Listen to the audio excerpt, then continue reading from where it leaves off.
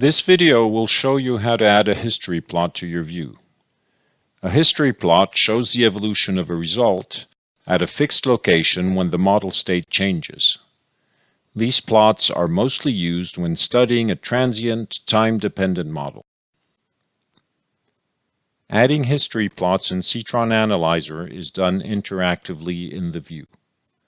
With the scalar result to plot displayed on the model, the first thing you need to do is select your preferred picking mode. This is done by right-clicking in the view. Next, you pick on the model the location at which you wish to plot the result. Note that the selection appears in the top pane of the selection window. Finally, right-click again in the view and select Add History Plot to create a new plot. The plot appears in the view in an overlay window, and also in the feature tree under the Plots tree item. Note the minus sign button, which is what you would click to remove the plot.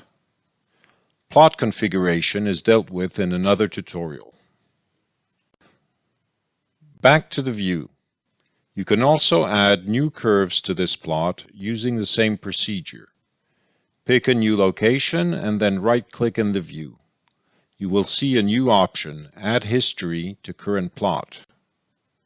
Add as many plots as you wish with Add History Plot, and as many curves to a plot with Add History to Current Plot.